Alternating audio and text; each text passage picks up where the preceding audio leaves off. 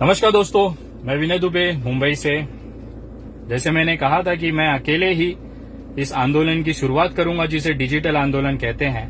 आपको कहीं निकलने की जरूरत नहीं है, अपने बेडरूम में मस्त बैठिए और इस आंदोलन से जुड़ के देश की सरकार से सवाल पूछिए।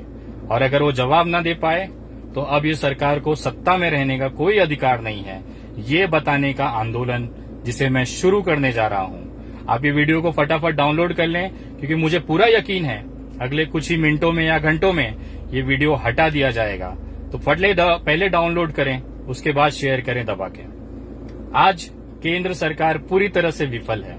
आप उनसे अगर कोई सवाल पूछो तो वो सिर्फ दो चीजें करते हैं, या तो आपको टीवी चैनल या तो आपको सोशल मीडिया के माध्यम से गालियां खिलाएंगे, या और उससे भी मन नहीं भरा तो उठा के जेल में डाल देंगे। आप सरकार से सवाल नहीं पूछ सकते।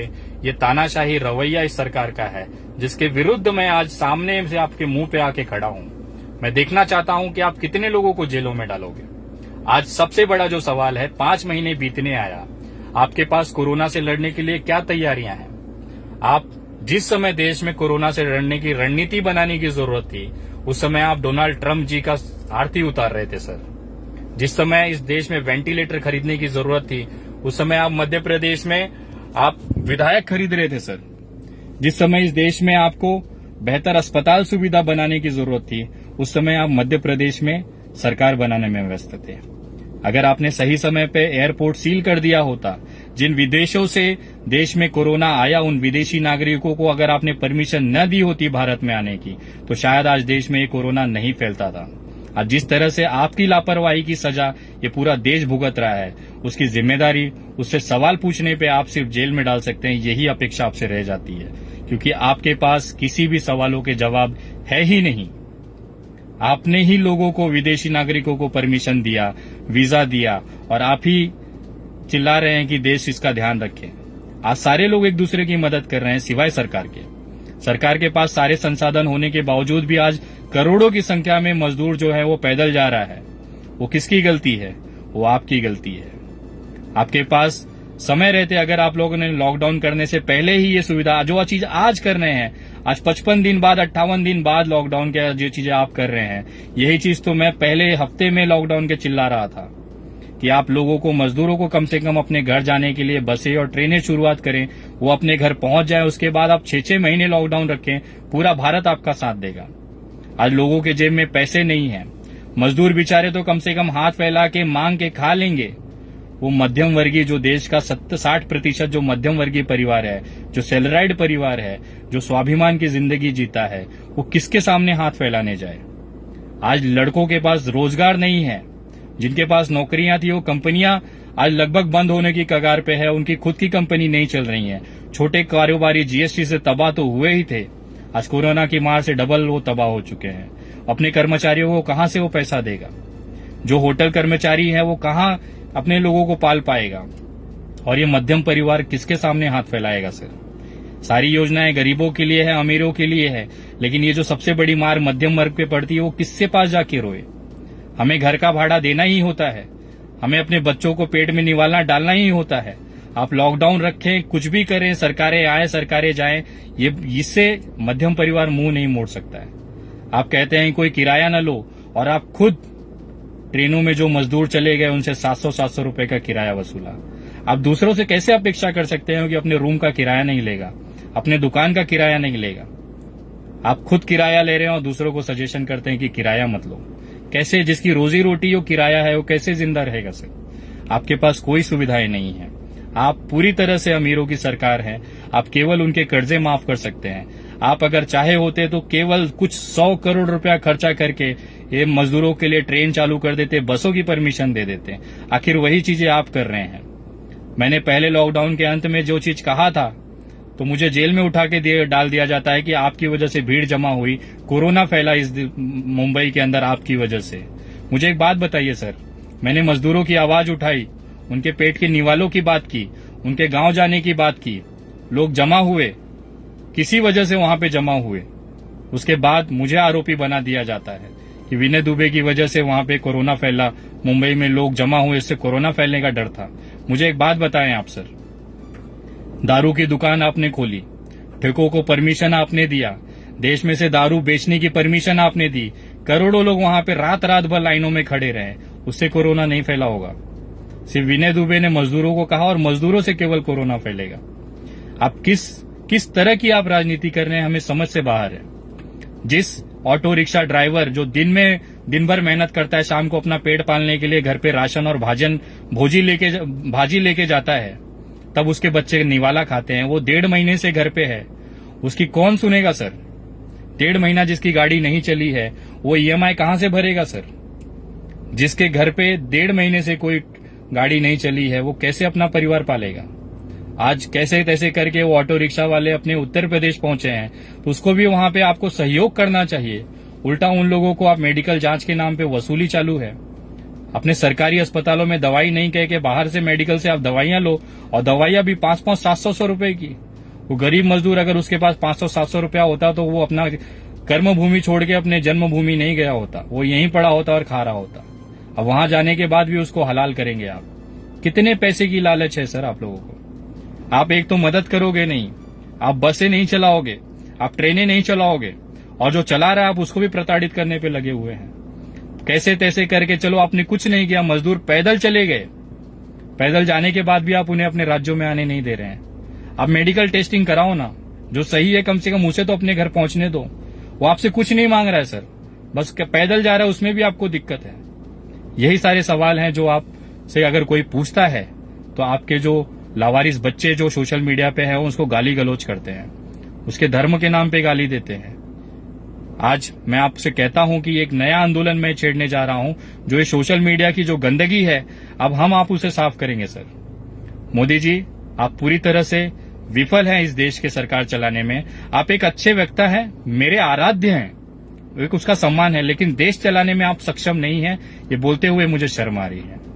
आप देश चलाने में सक्षम नहीं है, आपके अंदर वो काबिलियत नहीं है कि आप एक देश चला सकें। आपने इतने साल गुजरात मॉडल के नाम पे आप जीते, आप वहां पे मुख्यमंत्री रहे। मुझे बताते हुए शर्म आ रहा है कि आज वही गुजरात में आपके जो डॉक्टर्स हैं वो पीपीई किट के लिए आंदोलन कर रहे हैं। ये आपका वही गुजरात है जहां पे मजदूरों को एक वक्त निवाला नहीं मिल रहा है, जिसकी वजह से वो सड़कों पे गाड़ियां तोड़ रहे हैं। ये आपका वही गुजरात है सर, जिन मजदूरों को आप वहां से भगा रहे हैं। मारपीट की गई जब ठाकुर कांड में, जिस समय ठाकुर समाज ने उत्तर भारतीयों को मार के भगाना चालू किया, तो उस समय राज्य में आपकी सरकार थी, केंद्र में आपकी सरकार थी। ये गुजरात मॉडल है सर, और आज इसी गुजरात मॉडल का जो भुगतान है ना, वो पूरा देश भोग रहा है। एक छोटा सा व्यापारी, एक छोटा सा दुकानदार, वो कैसे जिंदा रहेगा? उसके पास, आपके पास कोई नीतियां नहीं है। मध्यम परिवार, बेरोजगार युवा किसके सामने हाथ फैलाए, उसके लिए आपके पास कोई योजनाएं नहीं है, कोई उसका सोल्यूशन नहीं है। आप केवल अपने लावारिस बच्चों से गालियां दिलवाओ। आज जो आंदोलन मैं शुरू करने जा रहा हूं, इस देश से ये जो कचरे हैं इसको साफ करने के लिए मैं आंदोलन, सोशल मीडिया के जो कचरे हैं उसे साफ करने के लिए मैं आंदोलन लेके चल रहा हूं। ये चीज मैं पिछले 15 दिन से डेली कर रहा हूं, और मैं चाहता हूं कि अब पूरा देश ये चीज करे। अगर आपको सही लगता है करें, कोई जबरदस्ती नहीं है। अगर आपको लगता है कि अब देश में गाली गलौज और नफरत की राजनीति नहीं चलेगी, तो आपको इस आंदोलन में साथ देना पड़ेगा। नरेंद्र मोदी जी 3 माध्यमों से जीत के आते हैं। उनकी जो सबसे बड़ी ताकत है लोगों को गुमराह करके जीतने की, वो सबसे बड़ी ताकत इन 3 जगह से आती है। पहला है सोशल मीडिया, जहां से वो जीत के आते हैं, जहां पे इनके अंधभक्त लोगों को गालियां देते हैं, उनको परेशान करते हैं, ट्रोल करते हैं, चाहे वो ट्विटर हो चाहे फेसबुक हो। तो सबसे पहला काम हमें ये करना है, दिन भर नहा धो के मस्त तैयार होना है, अपनी जगह पे आके बैठना है। वैसे भी सब लॉकडाउन में है। अब अगला 1 महीना 1.5 महीना अगर लॉकडाउन चलता है तो हमें सिर्फ ये करना है, उसका सदुपयोग कैसे करना है मैं आपको बताता हूं। सोशल मीडिया, फेसबुक पे जाएं, जो भी ऐसे बंदे से आईडी से गाली गलौज आती है उस आईडी को रिपोर्ट करें। जितने भी ये मोदी भक्त के, जो भाजपा भक्त के जो ग्रुप्स बने हुए हैं ना, उस ग्रुपों की रिपोर्ट करें। एक छोटा सा व्हाट्सएप ग्रुप बनाएं जिसमें आपके आसपास के 50-100 लड़के या 100-50 लड़कों को जमा करें, और जिसकी भी नजर में ऐसी पोस्ट या ऐसी आईडीज आती हैं वो आईडीज को उस ग्रुप में डालें, और सभी लोगों को निवेदन करें कि उस ग्रुप को आप रिपोर्ट करें। फेसबुक रिपोर्ट उसको करते रहें। अब मैं आपको दावे के साथ कह रहा हूं, 30-35 आईडीज की तो मैं बजाता हूं रोज, और ये गिरती हैं, बंद होती हैं, ये होती हैं।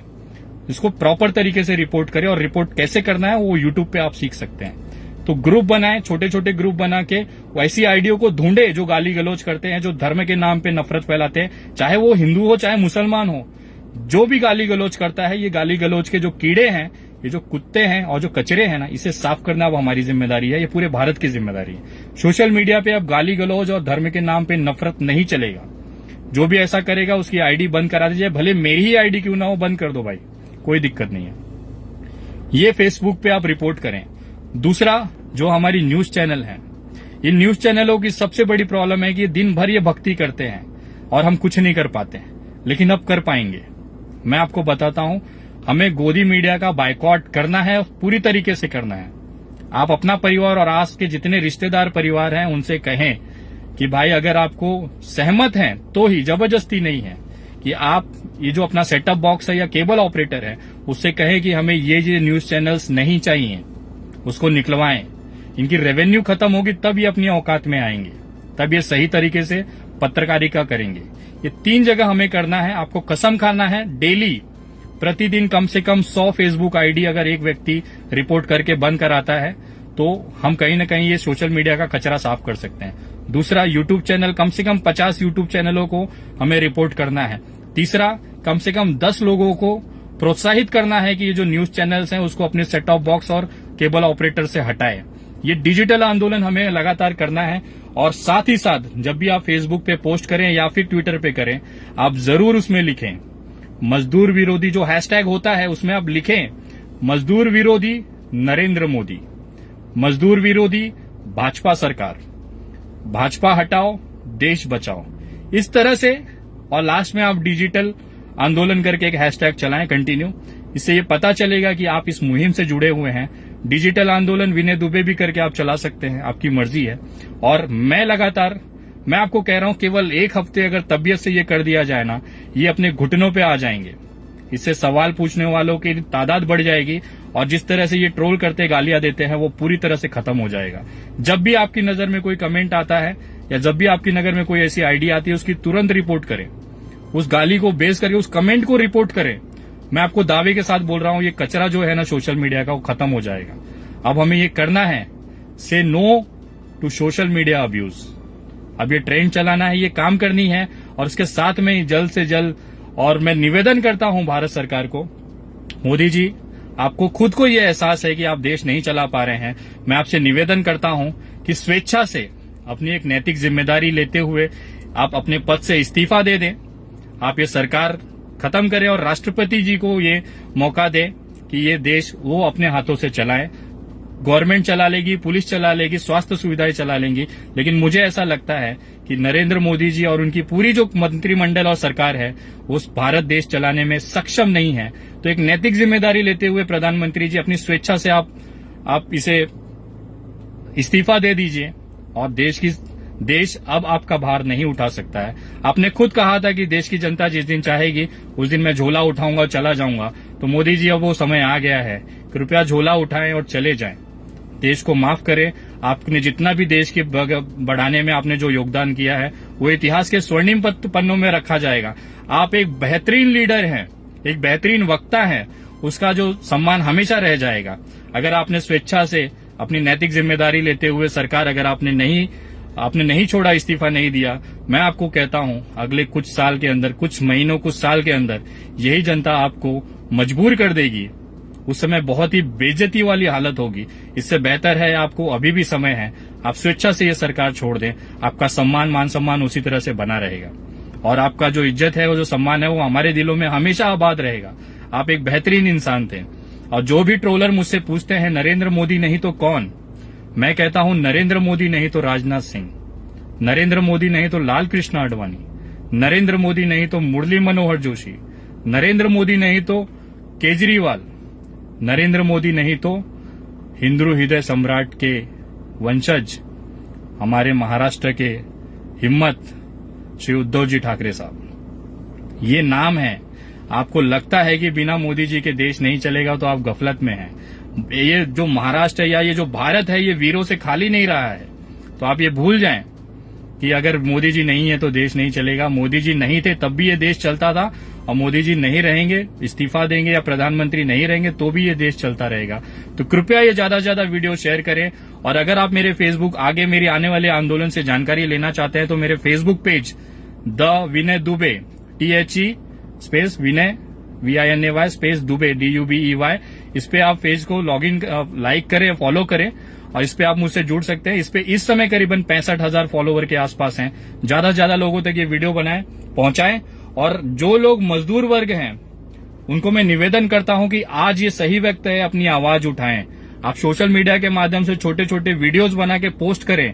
आप तमाम लोगों से कहना चाहता हूं कि साथ ही साथ एक छोटा छोटा वीडियो बना के आप डालें और उसमें सरकार से सवाल पूछें कि मेरे घर का राशन खत्म हो गया है, मैं क्या करूं, मेरे घर पे बीमार है, अस्पताल में बेड नहीं है, मैं क्या करूं।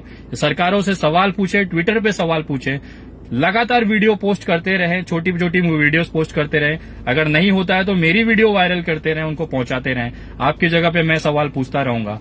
अगर इस बीच मुझे प्रशासनिक कोई कार्रवाई होती है तो बस आप लोग इतना करिएगा, ये मुहिम, ये आंदोलन न रुकने पाए। सरकार से सवाल पूछा जाना चाहिए और सरकार की जिम्मेदारी है वो उसका जवाब दे। जय हिंद, जय महाराष्ट्र।